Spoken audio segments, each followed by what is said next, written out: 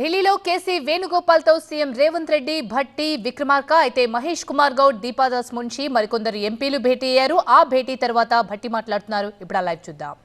Supervisors, nodal officers, district collectors అందరినీ involve చేసి ఒక్కొక్క ఎన్యూమరేటర్కి 150 హౌజెస్ మాత్రమే బ్లాక్స్ ఏర్పాటు చేసి ఒప్పజెప్పి దీన్ని చాలా అత్యంత సైంటిఫిక్గా ఈ సర్వే చేయటం జరిగిందని, ఆ సర్వేకి సంబంధించినటువంటి సమాచారాన్ని పూర్తిగా తీసుకున్నటువంటి పుస్తకాలను కూడా కట్టకట్టి జాగ్రత్తగా భద్రపరిచి అందులో ఉన్న సమాచారాన్ని అంతా కూడా కంప్యూటరైజ్ చేసి ఎనలైజ్ చేసి దానికి సంబంధించిన సమగ్రమైన సమాచారాన్ని లిస్టుని మన శాసనసభలో కూడా ప్రవేశపెట్టడం జరిగిందని నాయకత్వం దృష్టికి తీసుకుని వచ్చాం.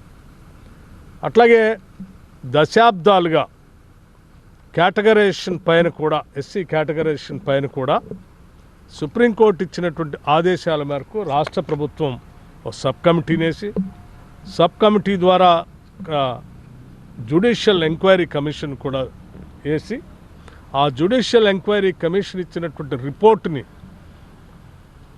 తూచా తప్పకుండా అమలు చేయటం కోసం క్యాబినెట్ సబ్ కమిటీ పూర్తిగా చదివి దాన్ని క్యాబినెట్కి అప్పచెప్పి క్యాబినెట్లో పూర్తిగా చర్చించి క్యాబినెట్ తీర్మానంతో శాసనసభలో కూడా దానికి సంబంధించి స్టేట్మెంట్ చేయటం అనేది చారిత్రాత్మకమైనటువంటి నిర్ణయంగా, ఈ కేటగరైజేషన్కి దశాబ్దాలుగా ఎదురు చూస్తున్నటువంటి ప్రజలందరికీ కాంగ్రెస్ ప్రభుత్వం ఇచ్చినటువంటి ఒక గొప్ప నిర్ణయంగా ఈ రెండు అంశాలని పార్టీ నాయకత్వం దృష్టికి తీసుకొని వచ్చి, ఈ రెండు కొన్ని దశాబ్దాలుగా ప్రజలు కోరుకుంటున్నటువంటి అంశాలు కాబట్టి తీసుకున్న ఈ నిర్ణయాలు చారిత్రాత్మకమైన నిర్ణయాలు కాబట్టి ఈ నిర్ణయాలకు సంబంధించిన చారిత్రాత్మకమైన నిర్ణయాలపైన 2 భారీ బహిరంగ సభలు రాష్ట్రంలో ఏర్పాటు చేయాలని, ఆ భారీ బహిరంగ సభలకి అధినాయకత్వాన్ని ఆహ్వానించాలని దానికి సంబంధించిన సమగ్రమైన సమాచారాన్ని వారికి ఇవ్వటం కోసం ఈరోజు మేమందరం ఇక్కడ రావటం జరిగింది. దానితో పాటు సరే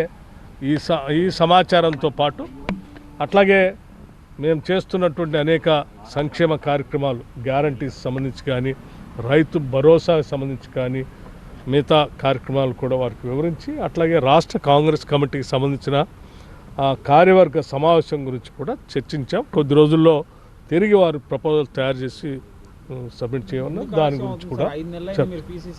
సో దీనికి సంబంధించిన సమగ్రమైన సమాచారాన్ని సంపూర్ణంగా పిసిసి ప్రెసిడెంట్ గారు లిస్ట్ తయారు చేసుకుని అందరితో మాట్లాడి వారిని మా నాయకత్వానికి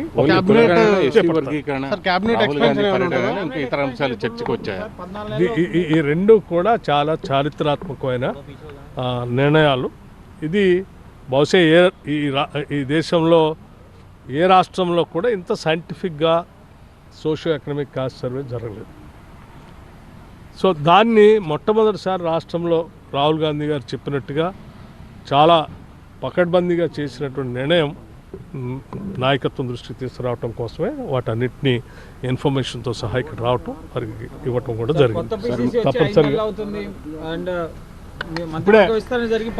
ఇప్పుడే చాలా స్పష్టంగా చెప్పాము. దాని లిస్ట్